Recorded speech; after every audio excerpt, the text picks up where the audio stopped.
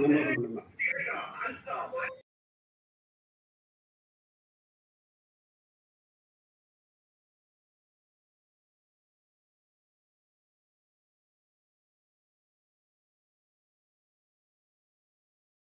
Ekam aksharam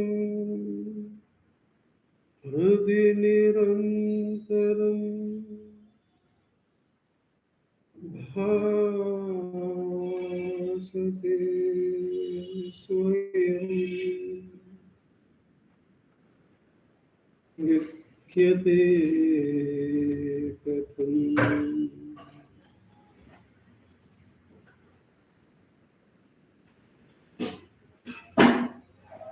Hridaya kuhara madhye kevalam brahmamatram aham iti sakshat atmarupena bhati hridi vishanasa swam chinvata madhyata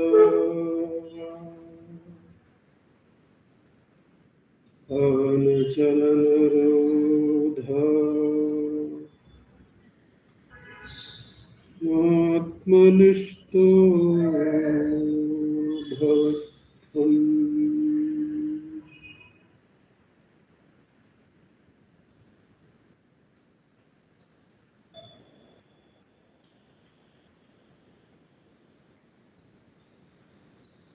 Deham mrunmayavat jadatmakam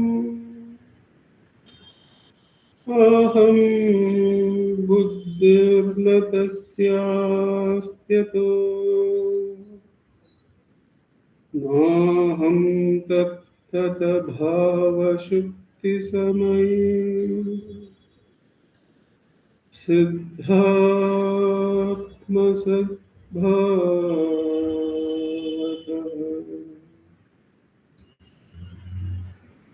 koham bhavayuta kuto varabhiya drishtatmanishtatmana soham spurtitaya arunachala shivaha purno vibhati swayam.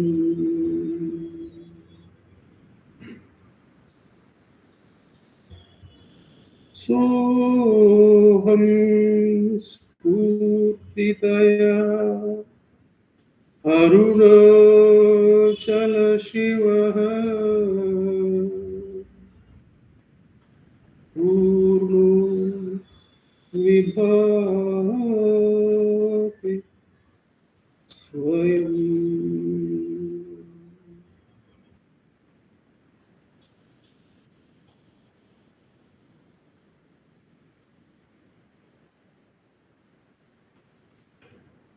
More Ramana. In this, the Thursday Satsangh from Ramanacentre Center for Learning.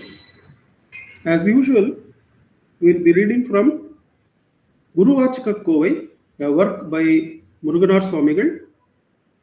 We'll be reading 2 verses selected for us.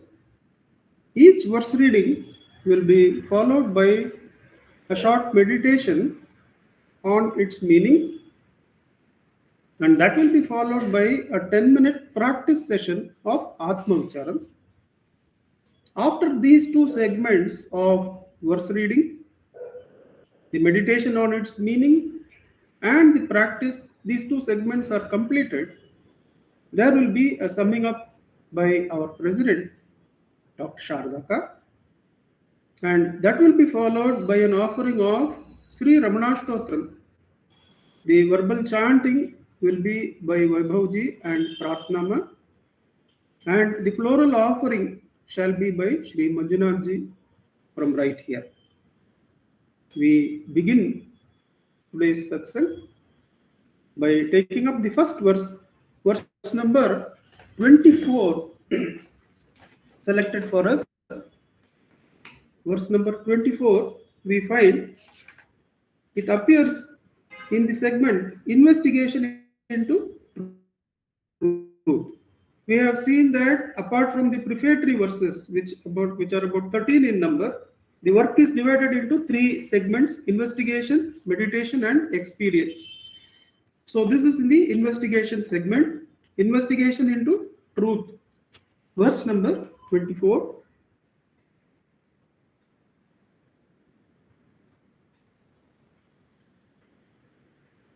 You who believe that the world, which is experienced merely as an object of the senses, is real, and who cherish it as something worthwhile, come ultimately to grief, like the parrot that awaits for silk cotton fruit to ripen. If this world is real merely because it is perceived, then the water seen in a mirage is also real because it too is perceived. There is a short note about that Ilavam Kata Kili, the silk cotton fruit waiting parrot. There is a note by probably by Muruganar Swamigal himself or Sadhuvam Swamigal, but it is here. I read that, then go back to verse reading again. The fruit of silk cotton tree is a large pod that always remains green. When it finally ripens, it bursts open, revealing its insides as inedible, white, fluffy mass of fiber. Expecting the world to produce real benefits is compared to the fruitless vigil of the parrot that ignorantly expects something delicious to come out of the silk cotton tree's pod. So that is the reference here of Ilavam Kata Kili, that is the parrot that waits for the silk cotton pod to bring out something delicious and worthwhile. So I read the verse again. You who believe that the world, which is experienced merely as an object of senses, is real, and who cherish it as something worthwhile, come ultimately to grief like the parrot that waits for the silk cotton fruit to ripen. If this world is real merely because it is perceived, then water seen in a mirage is also real because it too is perceived. So Muruganar Swamigal and Bhagavan through him are investigating into this truth. What is the reality of this world? What is the reality of the experiences that we get from the world? Are we ever going to get that which is sustained, which is going to satisfy us, and which is going to leave us contented from this world? That is the question that is taken up for investigation. And Muruganar obviously tells in the negative, that is the connotation of the verse, that if we expect the worldly sensory objects, whether they are the nearest, the mobile that your hand is holding, or the farthest white hole or black hole in the cosmos, whether any of that investigating into that which is revealed by the senses, is it ever going to reveal anything fruitful, is the question. You who believe that the world, which is experienced merely as an object of the senses, so this world is merely a shade in which consciousness, using the media of the senses, perceives itself as objects.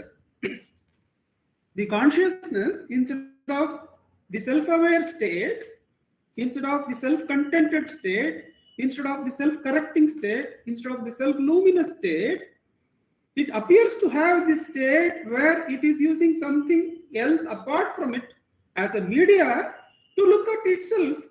And when it does this, when it uses a media or an intermediation, it sees itself as the whole world of gross objects, male, female, money, this, that, all those things which we run after, fame, knowledge, all these things that we run after in this world happen after we take that the sensory revelations are going to give us something real, something substantial, something that's going to be sustained. But it is the finding of almost all the religions that the worldly sensory perception is ephemeral. One of the stories we have from the Buddha is that the Buddha is supposed to have asked 3 novices who have just then started meditating as to what is the length of their lifetime. And they are wise enough to say that one of them says, the length of my lifetime is the day from which the sun rises and the sun sets and I close my eyes. The waking hours is my entire lifetime, because entire lifetime is nothing but the cycle of the waking, dream and deep sleep. And I can't do sadhana and dream sleep, so only the waking state is my entire life. Buddha says, you have understood a little bit, but not really. And goes to the next person and he asks, what is the entire lifetime that's available to you? And the boy, the novice, he says that it is the time taken to eat a meal. Because even to do tapas in the waking state, I need energy. The body needs energy, the soul needs energy, and that energy is given by food. So, for food, the nature of food, the nature of relative energy, which allows me to meditate, to use and reflect on the unlimited, the unconditional, that which is not bound. So that alone is essential part. So therefore, that is the span of life, the time taken to eat food. Then the other man says, even to eat food, I have to perceive it. I have to make a difference between this and that. So my entire lifespan is the time taken to blink my eyes. Just blink my eyes in the present moment, see something outside, see something inside, see myself. So this present moment is the only moment of entire lifetime. He says, and Buddha says, you have understood what is to be done. So in the present moment, you inquire into truth. Don't allow the mind to go into past, just even preceding moment or the next moment. That is how they have the system of living moment by moment. That living moment by moment is also absorbed in the self by Bhagavan, because Bhagavan says, in the present moment, you inquire into the nature of the truth of the self, from where the ego arises. The present moment and the objects in the present moment are also consumed in the self. Even scientists of today, I am using the word scientists because for a long time, they have taken the sensory perceptions to be real, and they needed validations from finding of mental truths with sensory proofs all the time. So they were missing the wood for the trees, but of late they also are very clear that sensory perceptions are gross misunderstandings or gross limited understandings of even the objective reality. There are of course, the invention of microscope, all these things obviously makes them understand that senses are very, very feeble ways of knowing the truth of the object. And we find in Bhagavan's lifetime, a scientist comes, a boy who has just finished his last year, he has completed his exams, and instead of going home, he uses the pocket money to come to Ramanashram. Imagine that. From somewhere, he travels all the way to Ramanashram, and he asks this question. he feels that if he comes to Ramanashram, he'll be able to ask questions like in the school, in the college. But he finds everybody is sitting with closed eyes and meditating. And in that frustration, he finds the book Ulladu Narpadu, and he finds that what is only one. Is only Ulla Porul. There is no object at all. So in frustration, he throws away, and then Bhagavan opens his eyes and looks at him and says, "Why? Why are you frustrated?" And the boy says, "I see one form on the divan, on the sofa. You are sitting there, and I am here. At least two of us are there. How are you saying that what is one? Is there is only one which experiences itself?" Then Bhagavan says, "Have you not done experiments in your laboratory?"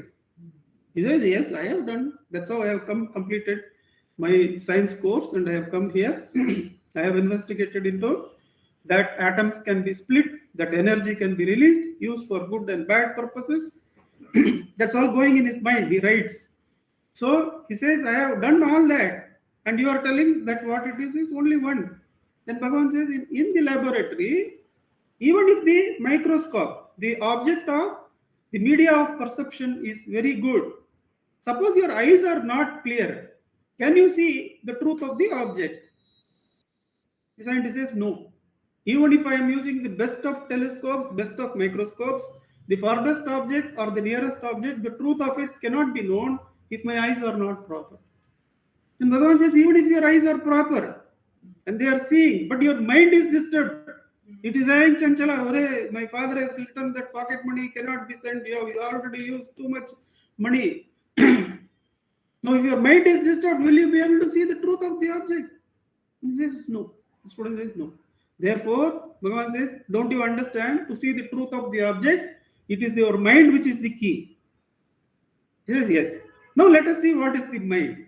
And Bhagavan comes to his teaching that mind is nothing but thoughts, and all these thoughts arise after the I thought. So, the mind is nothing but the I thought. And so far as the I thought has the corruption of attachment to a body, it will never see the truth of Ramana sitting on the divan. Who is Ramana, it will never know. So far as I am identified with the body, I will also see Ramana as a body. So the first and only thing to be done is to free that I, the root of perception of this attachment to a form.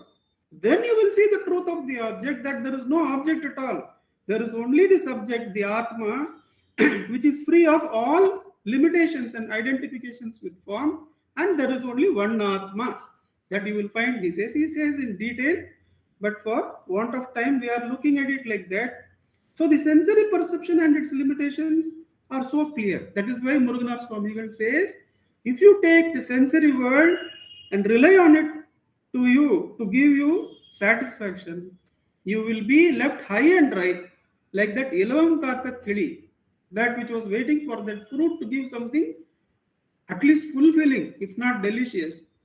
And the reference given is, will a mirage have water in it, though it is appearing? Similarly, this world of objects, though it appears, should never be taken for real tripti, real happiness, real love, real awareness. All these three are one. The Sat Chit Ananda are all one in the self alone. The non self is not. The self alone is. Till then, Atma Vichara should be pursued. So we have combined the investigation into the reality of the world with Atma Vicharam. And with Bhagavan's grace, let us sit in practice of Atma Vicharam for 10 minutes. Ujjwalji, you will be able to set the time for us? Yes, Shankar, I'll do that. Thank you so much.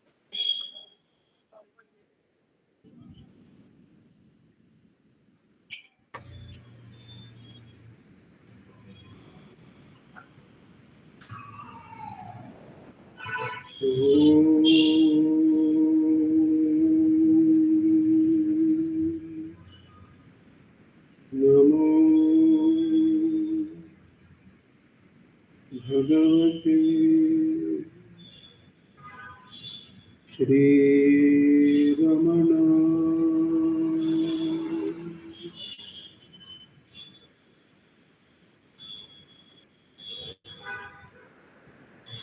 Namo Ramana. We take up the second verse given to us. Verse number 1244. Obviously from the segment Anubhava 1244.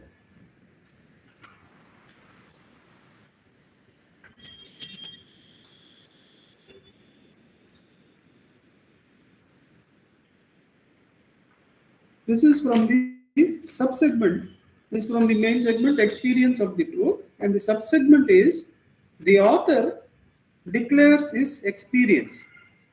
Murugana Swamigal is declaring his Anubhava. Verse number 1244. When examined, it will be known that these subtle ideas just declaimed are the silent discourse joyously bestowed upon me by Ramana, the Jnana Guru, my true Lord, who instructed me by manifesting before me as the foremost Brahmajnani.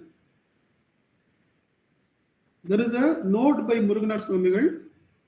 The subtle truth described in the previous verses is realized in Jnana.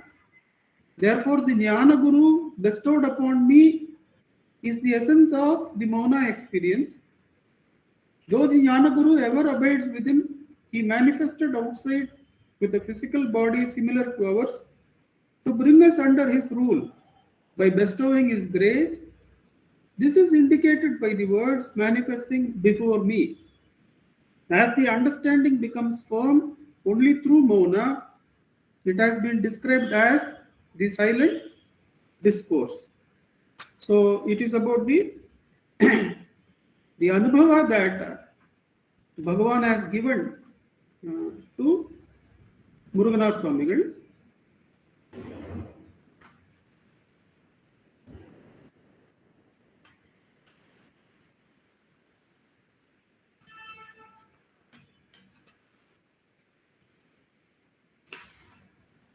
There is an earlier verse where Bhagavan corrects Muruganar similar to this, which is highlighted in the introductory part to the English translation. In that verse, Muruganar Swamigal claims that obviously this string of verses of such content cannot be from a feeble mind like mine. It is only Venkatava who made me write all these verses by his grace. He writes like that. And the authors of this English version note that it was the practice of Bhagavan to look at these verses as and when they were written. And when that verse was written, as was his practice very rarely, he would make correction in a given verse to give it whatever right bent it needed. Or sometimes he would leave that verse as it is, but write one additional verse. Those additional verses are about 24, 25 in number. They are included in the Guruvachakove. But in that particular verse, that Bhagavan correction, what he makes is that where Muruganar Swamigal meant that Bhagavan made me write these verses, Bhagavan corrects to remove doership on his part. He says that without doing anything, by mere sannidhi, by mere presence, I am only paraphrasing, we'll have to go to that verse.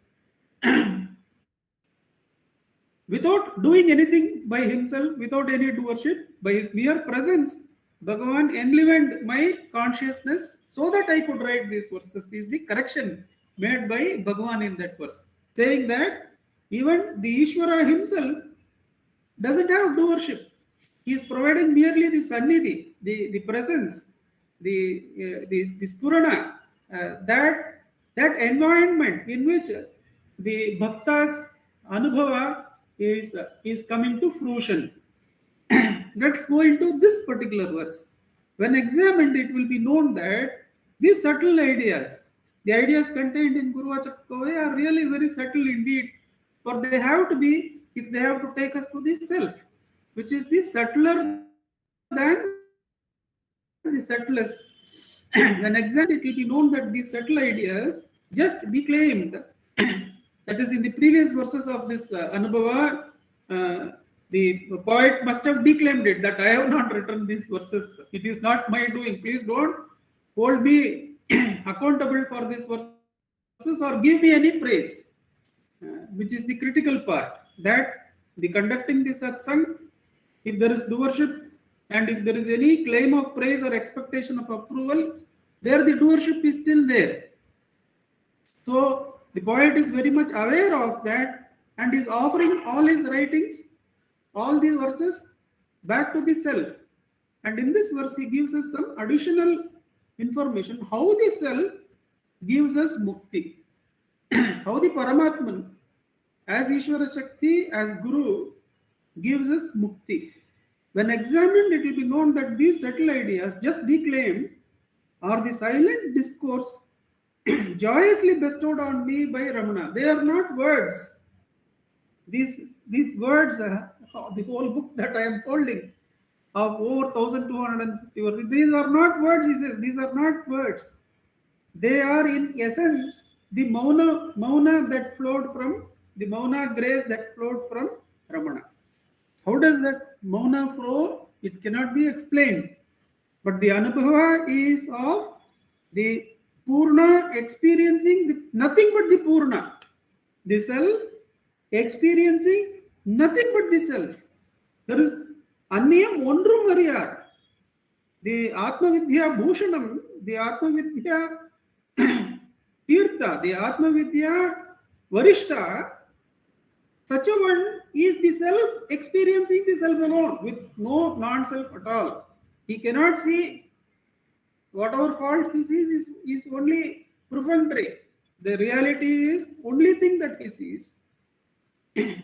So the jnani is Ramana experiencing the immortal Ramana all the time. In fact, there is no time or place in that experience. That Sannidhi, that Spurana Sannidhi, that Mauna Sannidhi is what is giving light to the mind of the poet who is sitting before Bhagavan. To the sensory eyes, Bhagavan is sitting in the sofa and Muruganar is sitting like this. There is a photograph, a bearded Muruganar sitting by the side of Bhagavan. And Bhagavan is not looking at Muruganar at that time, but for the Mauna Sannidhi, where is the need for look? It is just radiating like the sun, and it is that Mauna Sannidhi which has now taken this form of these verses, these subtle thoughts. So these subtle thoughts, don't take them to be subtle thoughts, take them to be the Spurana within you. Take them to be the Spurana, the Atma Spurana, the Ramana who is present here. Ramana is always present as I, which doesn't see the non-I at all. He is always present within each one of us, within everything. Living, non-living, if there is any other category, that too. Living within that, because he permeates everything. So that Spurana is within us and the Atma Jnana is within us, it is pre-existing. All we have to do is go and join with that. It is not that we have done anything. It is pre-existing. It is only giving us the light. And the note says that Atma alone, who is the Ishvara, the Spurana which connects everything and runs everything, it is that Spurana which has taken the form of Ramana and come. And because I, a human being attached to the body, cannot feel the Spurana which is ever present, he comes in the human form to hunt or to catch the wild deer. A tame deer is introduced in the forest, they say. Similarly, from Shivaloka, Tangum Shivalogam, Tannai Vittu, Dayavaga Tiruchudi, Tannil Vandu, Angum Irukka Manam Sahiyamale, Arunagiri Tanai Nadi Vandan says Ramana Sadguru, that such a one is the one who had compassion for this earth and who comes down from a plane of mukti, where his In his heart, already Arunachala Nama is going on Akhanda. And he feels that is the nature of everyone. That is the indication of the total devotee, the resident of, though we see him born in this world, he is already in Kailasa only. To him, everything is Kailasa. To the Mukta, the Mukti Loka permeates all the Loka. There is no Baddha Loka at all. It is all Mukti Loka because he is already, doership is gone. Arunachala only is doing everything. But the same Arunachala has taken appearance as Ramana to spread Atma Jnana, to take beyond Kailasa also. Bhagavan says to show Kailasa is there, somebody who has seen it, like Bhagavan should say Kailasa is there, I have seen Arunachala. Whereas he says, no, I have come to teach that which doesn't even require that. No proof of Shiva and Kailasa are also required. Even if you are an atheist, which most intellectuals are for lack of faith, I will save you. He says, do you understand that you exist? That is enough. Take yourself to the source of yourself. You will get Arunachala there. Soham spurti taya Arunachala Shivaha Purna Vibhati Swayam. You may not call him Arunachala, but it is Arunachala only who is going to rise and save you. Even though you may not be willing to call God as God, God is God. Therefore, He is going to save you. He will be giving Atma Vichara. He will be giving a Vichara that will save if you are having Shraddha. That is enough. The sincerity into investigation into truth, meditation on the truth is all that is asked. You will come to Atma Vidya. The Atma Vidya has come in the form of Ramana. And Muruganar says, Ramana's Mauna has enlivened my mind to bring out these subtle ideas. When examined, it will be known that these subtle ideas, just declaimed, or the silent discourse joyously bestowed upon me by Ramana.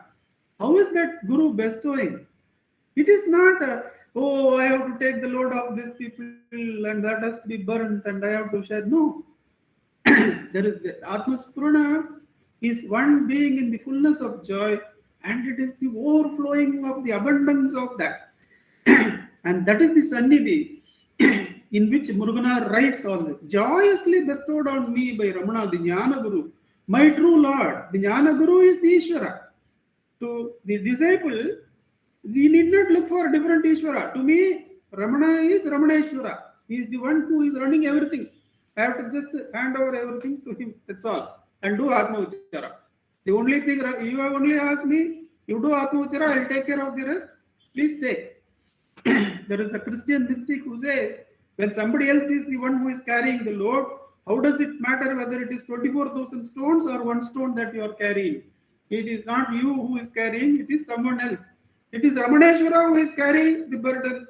So why should we worry about that? We should only do what he says. Keep inquiring into who am I? My true Lord, who instructed me by manifesting before me as the foremost Brahmajnani. We should not take the physical manifestation alone as manifestation. In my better half's case, Bhagavan appeared in her dream and completely transformed her life of bhakti. In my case, he has appeared as the book form, because I was looking for truth in the library, and he came as the Who Am I book, which I could take sincerely and start practicing. So how he appears in this world to save us is not really the eternal one can appear in any way, but he appears definitely because we are outward turned. We look for truth there. He will come in the library. If you are seeking truth in the library, only to show that library is not the thing, it is the Atma.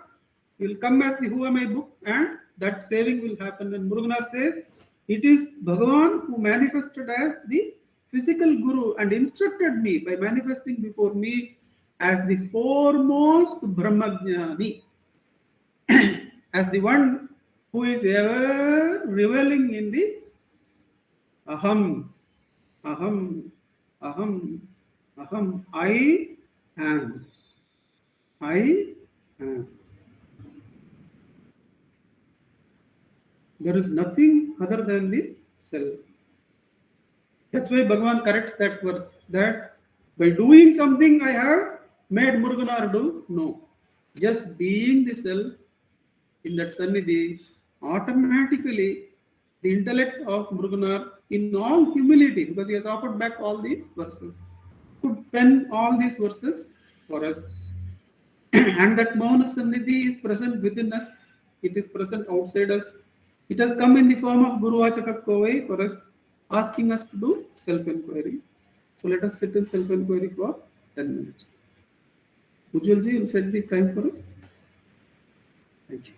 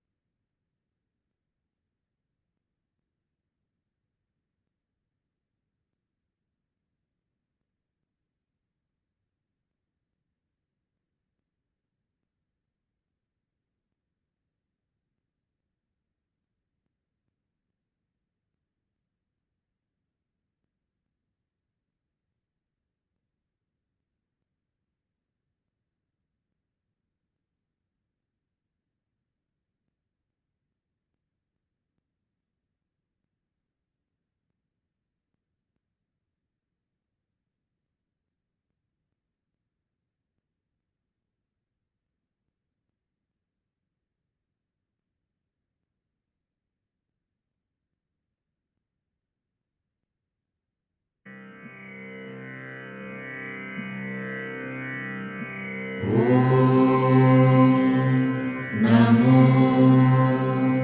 भगवते श्रीरमणाय।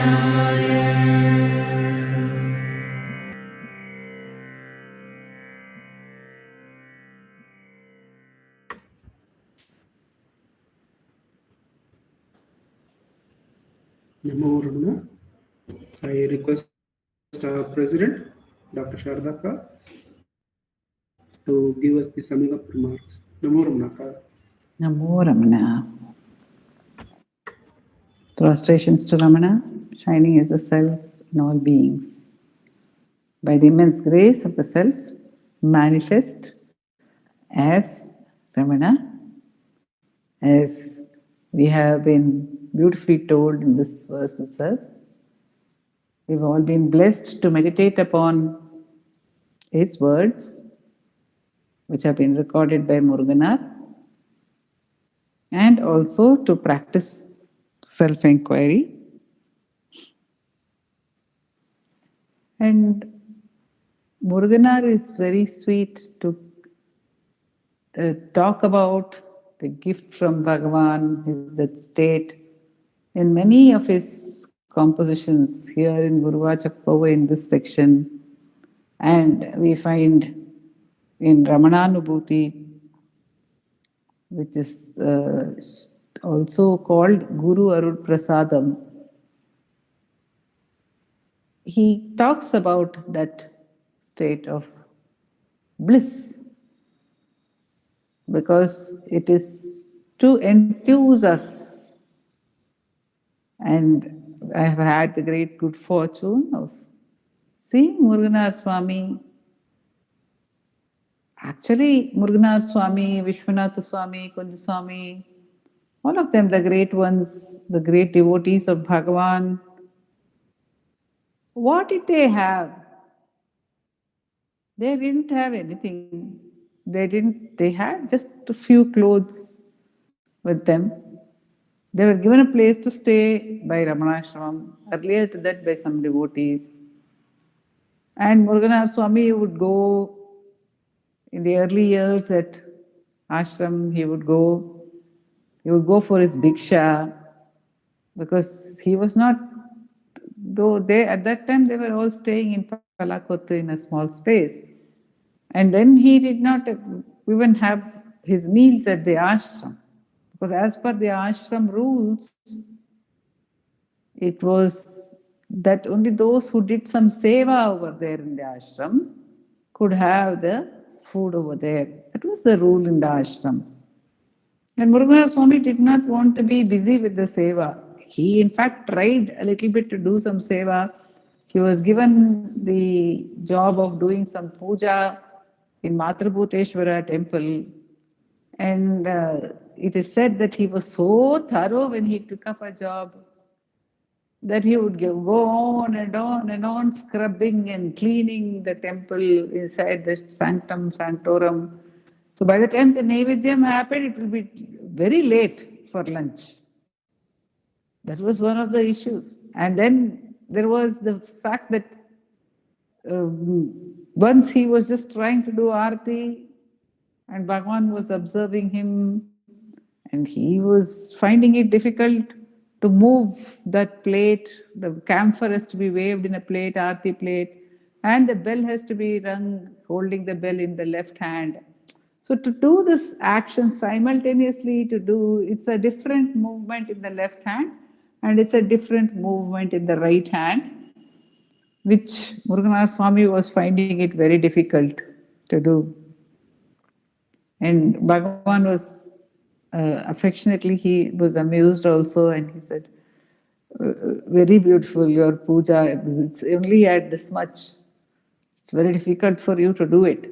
So Muruganar Swami took it as a suggestion from Bhagavan that he need not do any work in the typical sense, because the greatest work is to abide in the self, says Bhagavan. He says it in Upadeshasaram, he says it in Ramana Gita.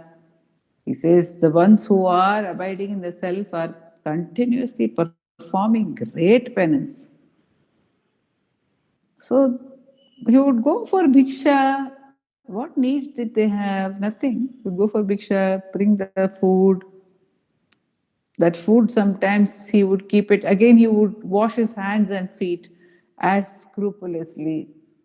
Near the Palakot, in the Pali Tirtham, he might place the bed for food. It might be in some cloth or a bowl.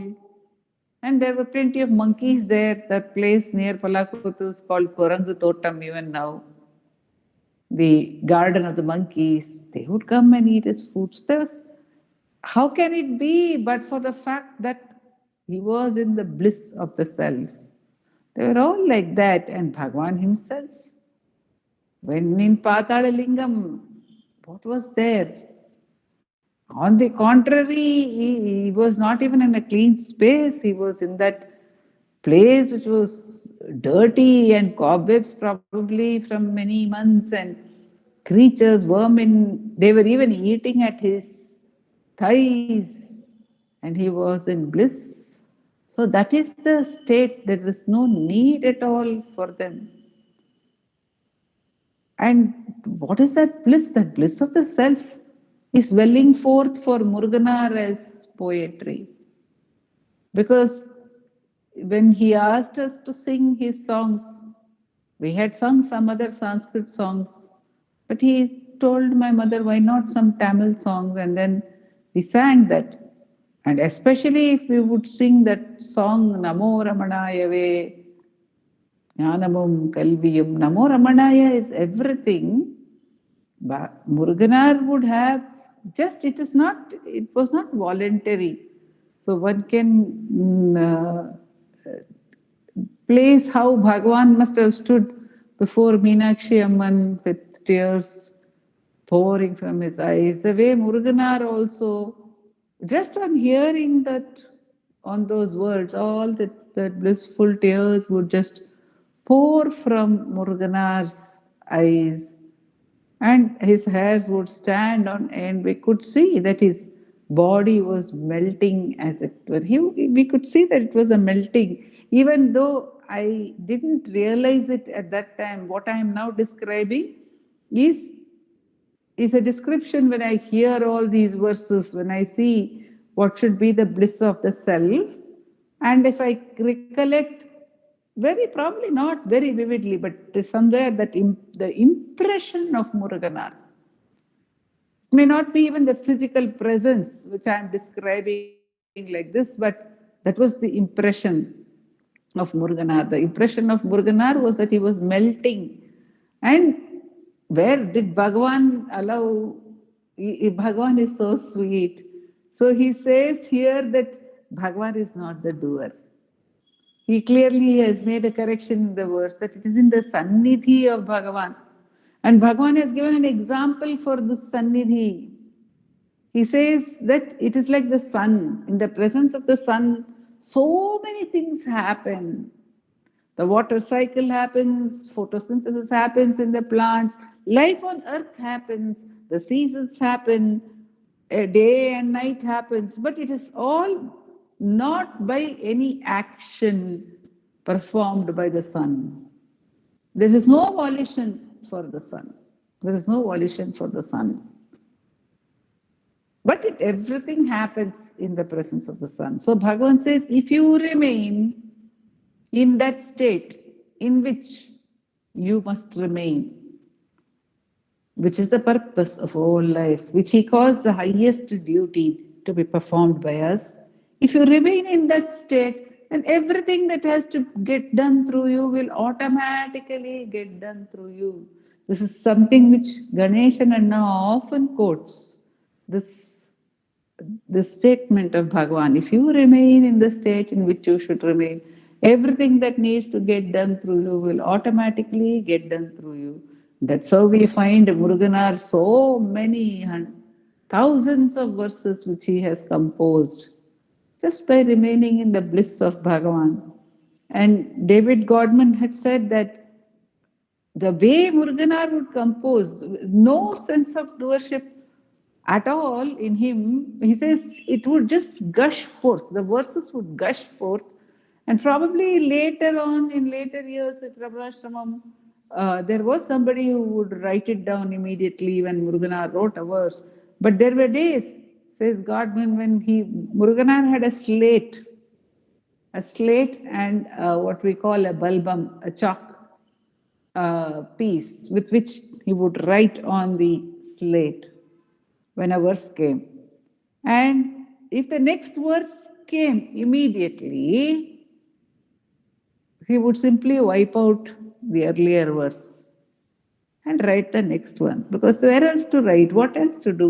So there was absolutely no sense of, oh, this verse has come to me, even that it has come to me by Bhagwan's grace.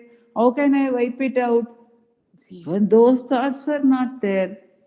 It was just a torrent which was pouring forth from Muruganar Swami. That is the beauty of that state, which has nothing to do with sense experience, which is not at all relying on any of the senses, which cannot be reached by the senses. So Bhagavan is telling us what use is there to be hanging on to the so-called benefits of sense experience. It is absolutely futile. It is so limited only to the waking state, if at all. And Nandakumar ji gave us that beautiful story of that young boy, where we see that one cannot even rely on these sense experiences. Bhagwan in Ashtakam says it's just like a movie you're seeing, that's all. They're all images, shadowy images which are cast in the screen of consciousness which you are holding. That's all the sense experiences are.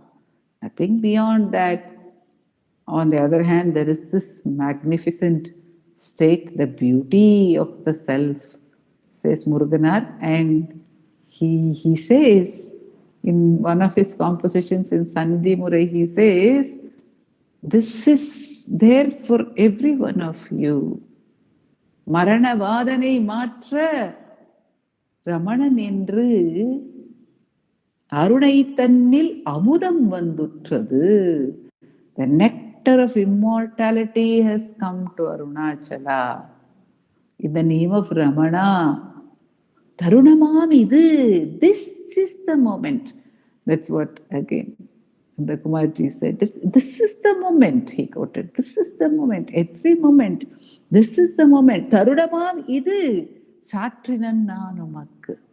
I'm telling you, I'm exhorting you, I'm calling out to you.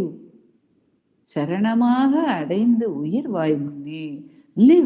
Live by just taking refuge in this nectar of immortality. Find true life, says Muruganar. Om Namo Bhagavate Sri Ramana. Namo Ramanaka. Namo Ramana. May I request Vaibhavji and Prarthana to start the chanting?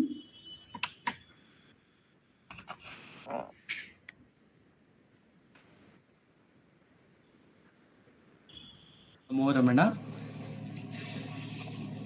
Bhardwaj Vishwanath विरचितं श्रीरमणाष्टोत्तर शतनामावलिः अपार सच्चित् सुखवारिणाशे यस्योर्विमात्रं भुवनं समस्तं गुहाहितं तं रमणं गभीरं चिन्ताविहीनं हृदि चिन्तयामि ॐ महासेन महंसेन जाताय नमः ॐ श्रीरमणाय नमः ॐ गुरवे नमः ॐ अखण्डसंविदाकाराय नमः ॐ महौजसे नमः ॐ कारणोद्भवाय नमः ॐ जगद्धितावताराय नमः ॐ श्रीभूमिनाथस्थलोस्थिताय नमः ॐ पराशरकुलोत्तंसाय नमः ॐ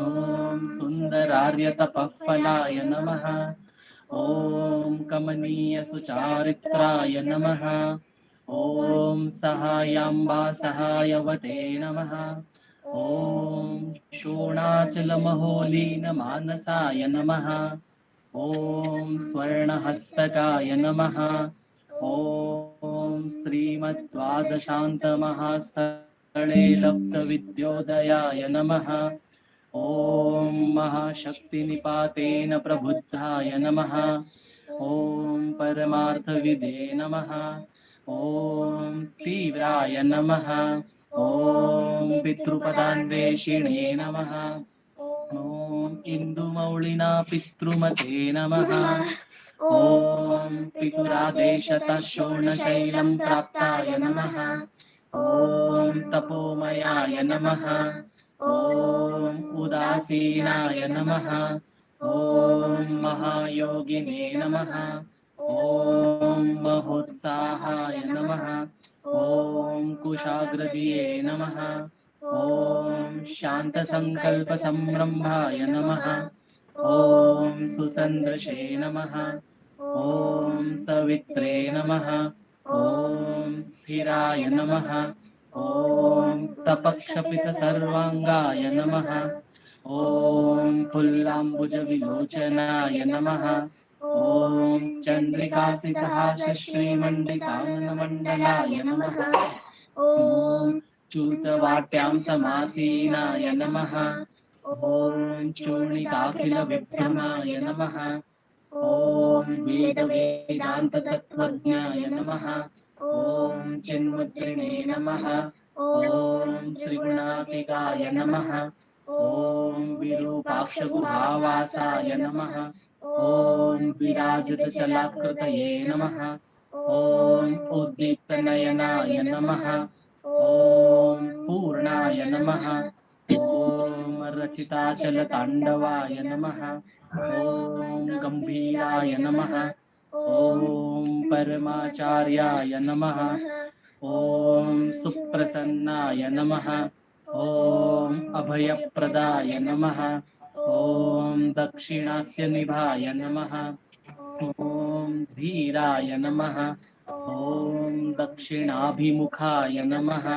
ॐ स्वराजे नमः। ॐ महर्षये नमः। ॐ भगवते नमः। ॐ ईड्याय नमः। ॐ भूमविद्याविशारदाय नमः। ॐ विमलाय नमः। ॐ दीर्घदर्शिने नमः। ॐ आप्ताय नमः। ॐ ऋजुमार्गप्रदर्शकाय नमः। ॐ समदृशे नमः।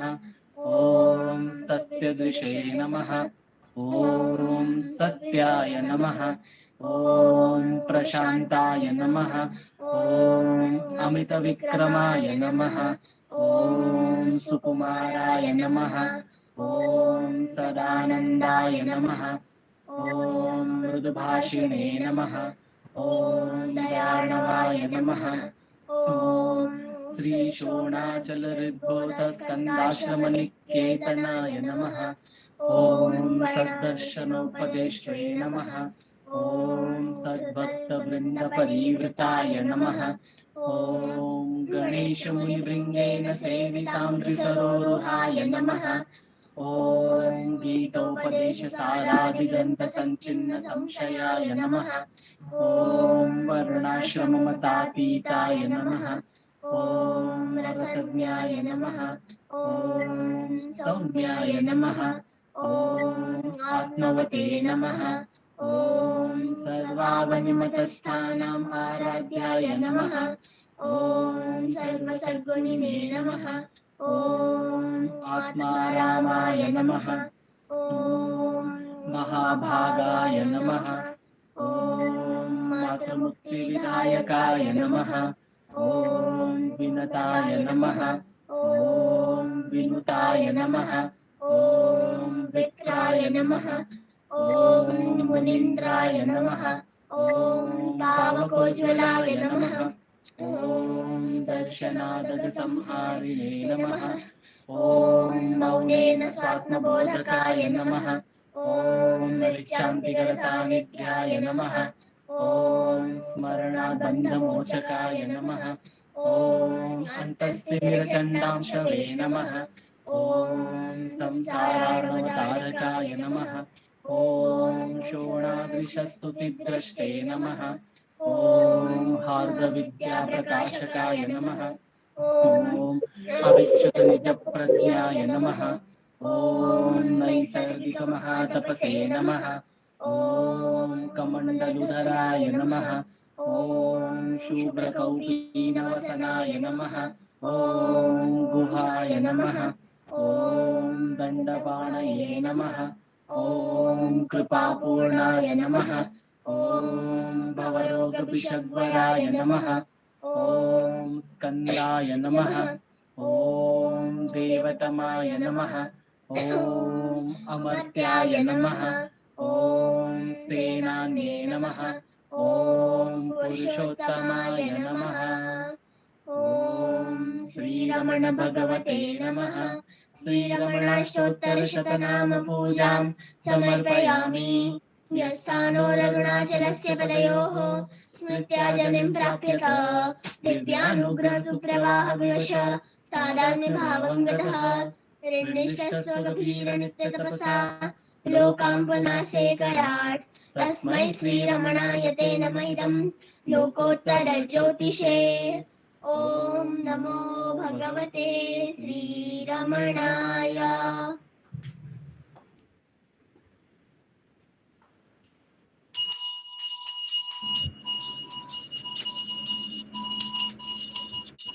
नमो नमो नमो रमण सदाशिव प्रभावरण नमो महर्षि नमो महर्षि दर्शन सुख मंगल मुख सकल जीवहित सम्मुख ब्रह्म संज्ञिये सदा तुष्ट सदा हृष्ट सदा शिवानंद पुष्ट परम महर्षि ब्रह्मनिष्ठ समदर्शी नमो नमो नमो रमण सदाशिव प्रभावरण नमो महर्षि नमो महर्षि ನಮ್ಮ ಮನವದೊಂದು ಕಾಡು ನೀನರಿತಿಹೆ ಅದರ ಜಾಡು ಹಿತವನರಿತು ನೀಡುತ್ತೆಮ್ಮ ಕೊರೆಯ ತಣಿಸಲೈ ಬೇಡಲೆಂದು ಬಂದ ನಾವು ನೋಡಿಯೇ ತಣಿವೆವಯ್ಯ ಮೋಡಿಗಾರನೇ ಹಿತವನುಡಿದು ಪೊರೆ ನಮ್ಮನು ಬ್ರಹ್ಮ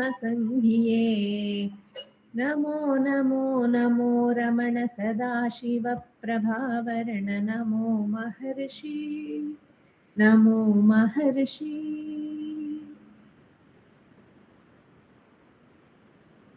बोलो भगवान श्री रमण महर्षि की ಜೈ ಜೈ.